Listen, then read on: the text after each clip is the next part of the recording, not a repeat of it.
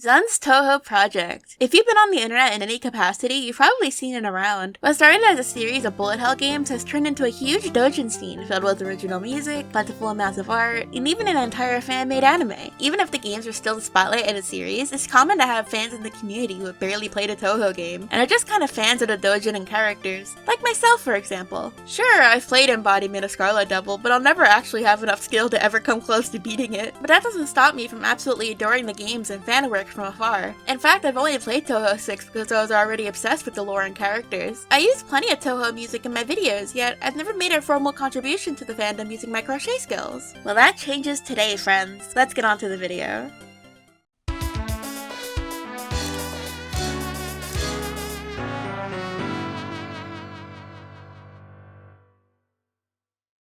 Hey y'all, my name is Biscuit, and welcome to my channel, Binky and Biscuit. I realized up to this point on the channel I've only really spotlighted or made crochet dolls meant for other people. Don't get me wrong, it's always fun to give people things, whether it be a gift or for profit. I just love seeing people's reactions to my work in all honesty. But as the old saying goes, you can't help others unless you help yourself first. So let's do a little self-care in this video and make myself a doll. But of what? Well, you saw the title and intro of this video. It's time to make Flandre Scarlet from Toho, baby! I chose Flandre because she's one of my favorite characters of all time, since I was in like middle school. This little vampire stole my heart the second I saw her with that design of hers. Her wings are just so iconic. It's hard not to fall in love with her for that alone. Additionally, I love her theme. Owen with her is such a classic, especially for my history on the internet. Listen, Ronald McDonald Insanity is a video that's fundamentally formed my brain chemistry, and I think it is the reason my sense of humor is so fried. Regardless, everything surrounding Flandre is so important to me, so I think a doll of her will make a great gift to myself. Also, I really want to take a crack at a new method of doll making, so if it goes wrong, at least it's not going to anybody but myself. What that entails, you'll just have to stick around and find out. With all my introductions done, let's get on to the sketching process.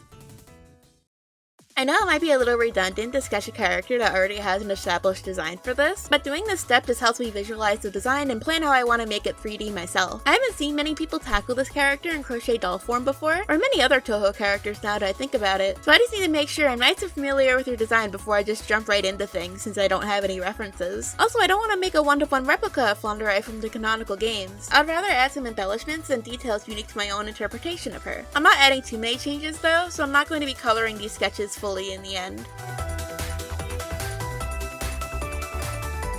Regardless, the first page is super rough, but I just want to warm up my wrist since I really didn't do much traditional drawing before this in a while. A lot of these early sketches are super sloppy, but they just serve the purpose of allowing me to vibe out her design well enough. On the second page, I tried to make more concrete drawings and write down some notes. At this point, I'm very confident in the expression I want to give the doll, and the feeling I want Flandre to give off. So I'm just trying to capture a cheeky, somewhat dubious vibe in the following sketches. I don't want her to be all bark though. I want her to have tons of frills and bows to push it into a more cutesy direction. I like the juxtaposition of her having this kind of dubious vibe while dressed up like a little princess.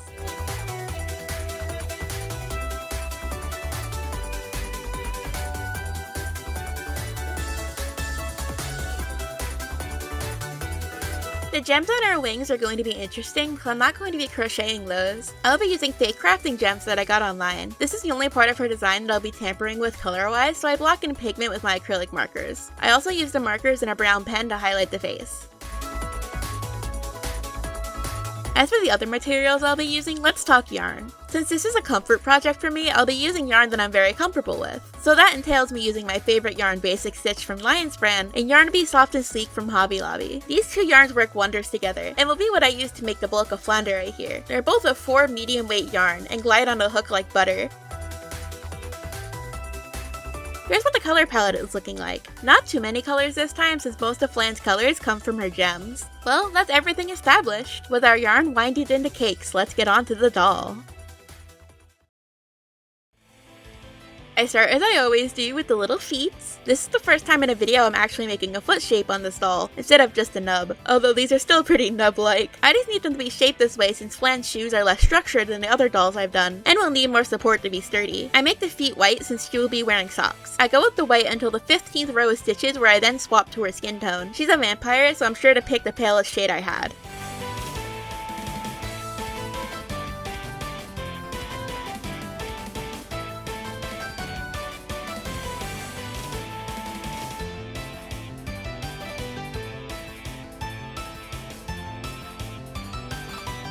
Once I'm finished with her leg, this is usually the part I put in a pipe cleaner and stuff around the wire. Well, not today, folks. I've decided to level up my doll making game by getting a new, more posable material for the skeleton. I believe these are called armature joints. They are essentially little pegs that fit into one another to form a posable spine. You need a special pair of pliers to work with them, and even still they are a total pain in the ass to get apart and together. At least I know they're strong and won't come undone. It'll make the doll very flexible, so I think it's worth it in the end. I eyeball about how much of the material I need to fit the leg, and then pull that amount off. I attach it to a Y-shaped joint that will allow me to add another legs and torso's worth down the line. I made the second leg and armature off screen since it's the same exact process but a second time. Once it's done, I'm able to cram stuffing down there with a pen. I filled the foot first and then tried to add some bulk around the armature. I tried not to overstuff it and then ensure the joints are still nice and movable. Just don't do what I did and get the cap stuck in the leg while you're doing it. I take the opportunity while the joint is still exposed to prepare for the torso. I just eyeballed about how much I would need based off past projects. I can always take some off later. I did, however, come across a problem though. With how the joints are laid out, it's actually impossible to attach another joint this way. That does cause some complications since I want her arms, wings, and head to be posable too. I guess I'll have to find a solution later on then. For the time being, I joined the legs together to form the crotch and start forming her torso. I use white for this since Flandre has a white undershirt in her design.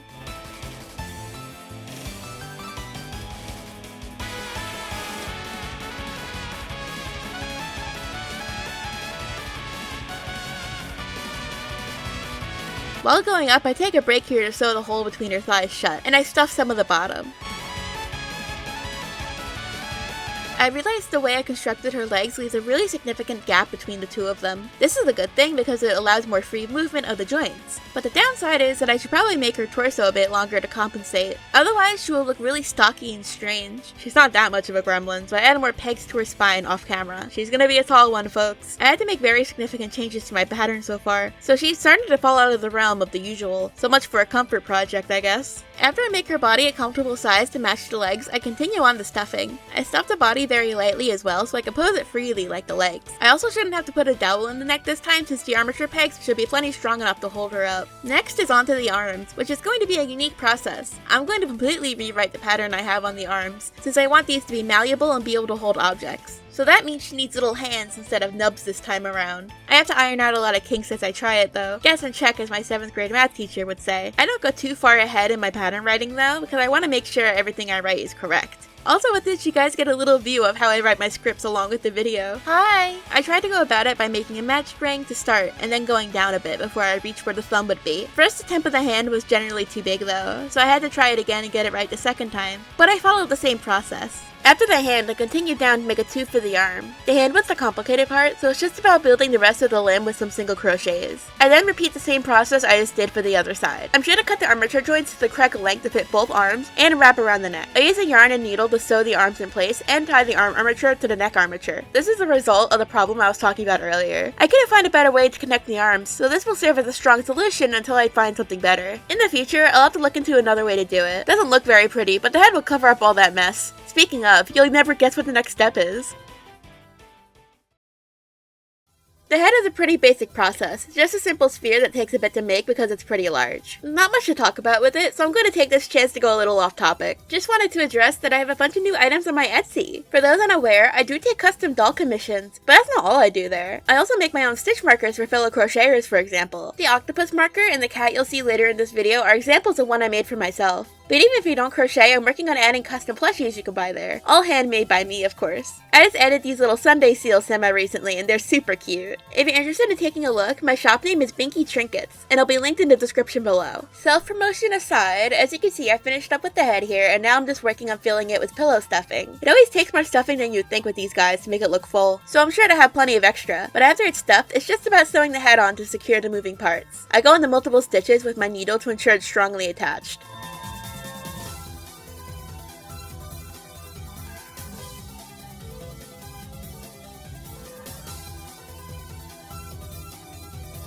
And here we are. Oh my god, look at her. I'm so enamored already. Her body looks exactly how I pictured it in my mind. It moves even better than I imagined it would. I'm so blown away with my own work here. Listen, I just need to gush a bit. I'm never this proud of myself, so let me bask in it, okay? Needless to say, I'm satisfied with her base, so on to the more creative part of the project. Customizing poor Flandre so she's no longer a faceless husk. First step is something I haven't done on a doll here yet, and that's giving the doll eye whites. I use a white piece of felt for this, so it's also slightly elevated. It makes the eyes really pop. I measure about how long I want them to be before cutting the shapes to match the curvature of the eyes I want. I use beacon felt glue to tack them down and pin them in place so it doesn't pop off while I'm doing so. I give it some time to dry before continuing.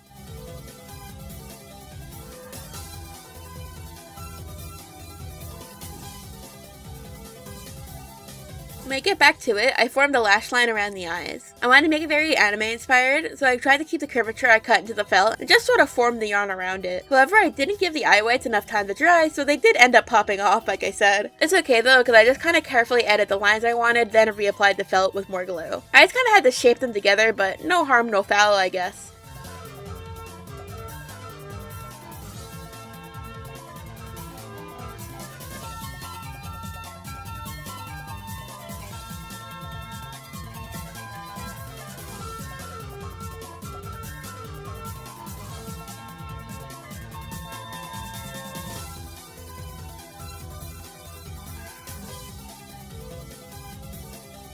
I wish I could say the rest of the face went out smoothly. The nose and mouth zipped together pretty quickly, but trying to get that needle through the felt was really rough on my hands. Even with 8 pliers. Forming the eyes and detailing them took me forever and kinda gave me this workout, funnily enough. I tried to work through the holes I made multiple times to make it easier, but I still broke a needle or two in the process. For the expression, I tried to go for a kinda cocky, looking to the side type of thing. Like she's planning something devious. So I guess it's fitting that she's been a pain in my ass.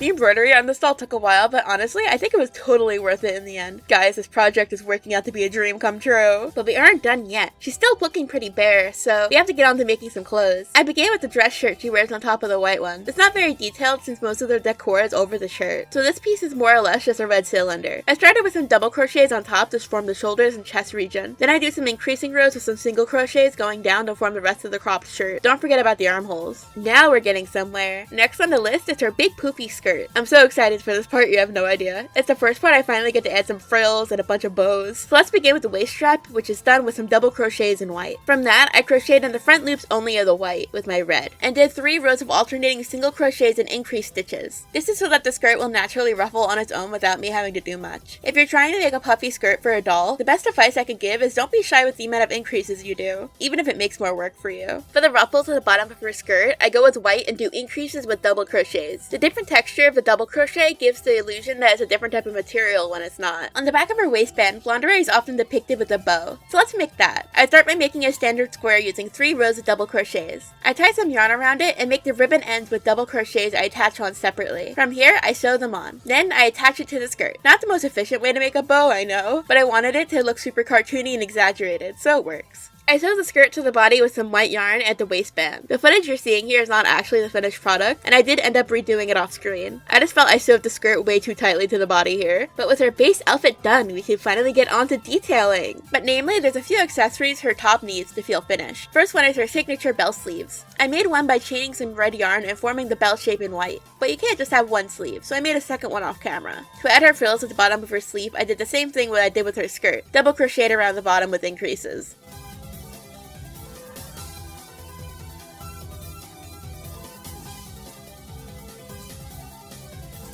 From here, I weave in the ends and just sew them onto the open armholes in her shirt. The collar and tie were pretty easy too. I did similar things for both of them, which were make a chain and do some double crochets off of it. But before attaching the tie, I wrapped some yarn around the top to make it look like it has a knot in it.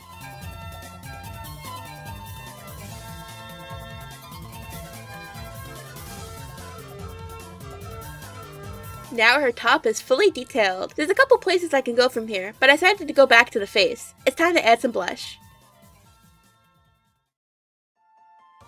Flandre's face is already full of personality, but I wanted to have more life with skin variation. I go in with my pastels and a paintbrush as usual. I start with some pink to map out where I want the blush to go, before heading straight in with a punch of red. It's a very strong color, so maybe it'll help it look artificial, like makeup. I know the blush isn't super accurate since she's an undead vampire, but I just want to make her cute and blushy, goddammit! So we're going with this. I also added a little bit of purple under her eyes to aid in the undead look. I used a few spritz of hairspray to seal the deal.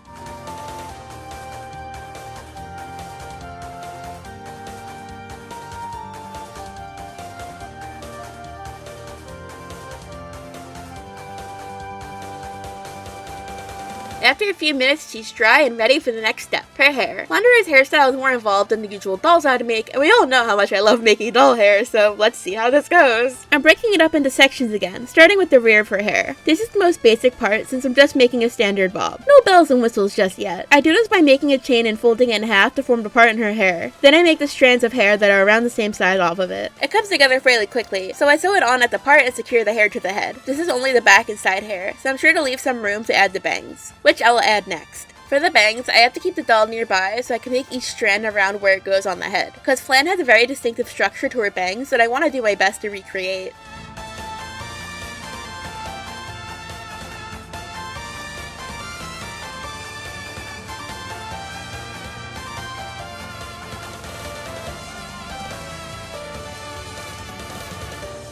With the bangs ready, I sew the bangs to the head and begin the process of trying to style it. This entails a lot of pinning, spinning, and being super patient. I'm always really anxious to see how the hair turns out because I really don't want to have to do it all again a second time. I approach this task by sewing down the hair at the sides and back first. I'm referencing Flan's hair off screen on my iPad. The back isn't super complicated since again it's just a bob, and all it really needs in terms of styling is to be sewn down to the head like normal. When I worked up to the bangs though, I'm a little more thoughtful with where I place each strand and stitch.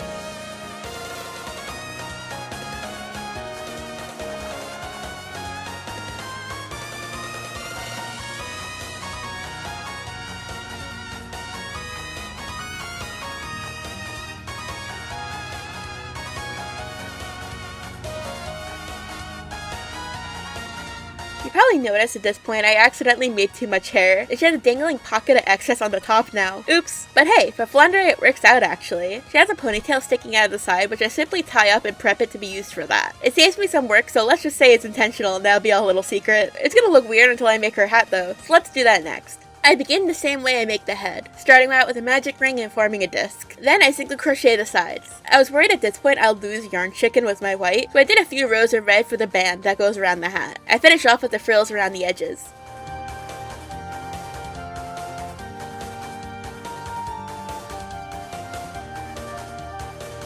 I secure the hat to the head by pinning it in place.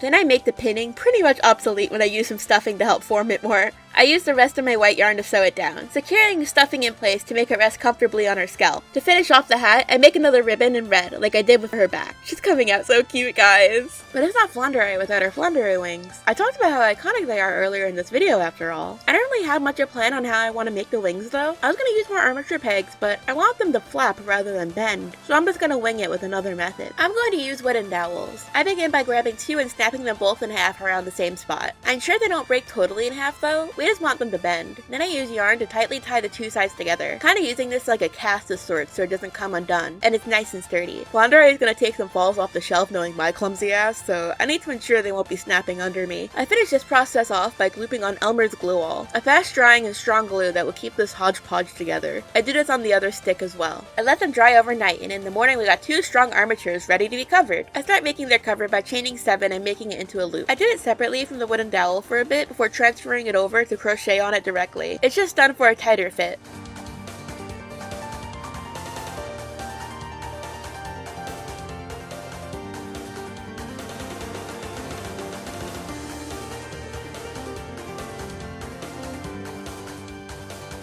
Like I said earlier on in this video, I won't be crocheting the gems, so I'll be using these replica craft gems instead. I bought the lot online, and they're a bit more pricey than I'd usually go for a doll, but I can't deny how beautiful they look. I think they'll mimic Flandre's wing gems very well. I first arranged them in the order I'd like them to be in. Then I sewed them directly onto the wings using the jewelry hoops on the top.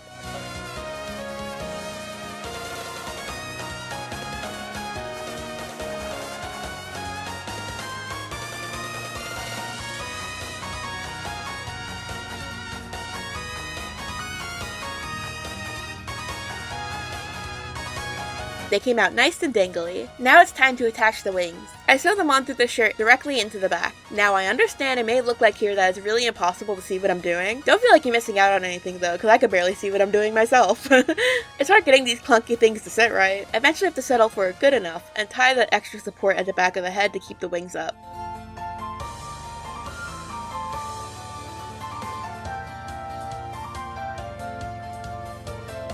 God, there's so many parts to this project, but we're nearing the end, I swear. This is the last part after all, and then we're done. These shoes will be really simple to make since I already kind of formed her feet. I start with an oblong disc in a darker color. I expand out using increases. Eventually I reach a point where the sole is done and I use yarn packaging and glue to flatten it down. Then I glue down a magnet to weigh down the feet. I make another one while I let that one dry. Once they're dry-ish, I build up the sides using red yarn. I go around for 3 rows before I decide it's a good enough size for the shoe.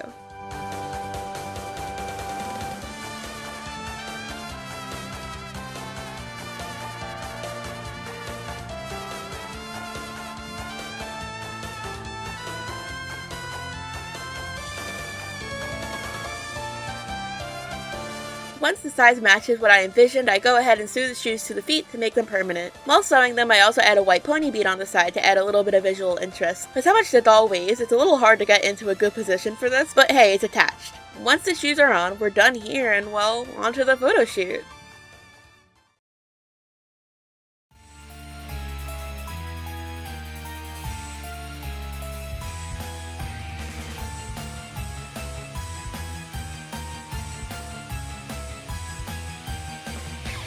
Oh my goodness! Look at her! Genuinely, she's like my favorite thing I've ever made. I love her so much. She just has so much attitude and personality with that face alone, but her body being fully posable just adds to it so much. These pictures are really fun because of that. Also, thank you to my friend Merrick who used their 3D printer to make her staff from the games. I thought it was a really cute addition. If I'm being nitpicky, one thing I'll point out I dislike is her hat. I feel like it looks a little lopsided with how I stuffed it. There's more stuffing on one side than the other, so it makes it look like it's a little off at certain angles. If I do another Coho character, I'll be sure to keep that in mind. But again, that's me digging to find something I dislike. As for what I did good, obviously I just love everything about her, but I'm especially in love with her being totally posable. There's a lot of work, so I probably won't take commissions on this style of doll just yet. But for the channel, I absolutely want to make more. I really adore her wings as well, even though they take up more space than I would like. She's actually a really big doll too. I don't know if I mentioned that. She's about 16.5 inches tall. She's really heavy too. So the doll stand I'm using is struggling to keep her up. I may have to weigh it down in the future. But regardless, thank you so much for watching. Being able to record my doll process has been really fun. I love seeing you all react. Leaving little comments on my videos means so much to me. So if you have anything to say, please say it. Also, if you'd like to see more, be sure to subscribe. The next video I'm making will be doll related, and I'm going to be trying something new, so I hope you all will enjoy that. But with that said, I hope you all enjoyed the process of Little Miss Flandre right here. Bye bye now!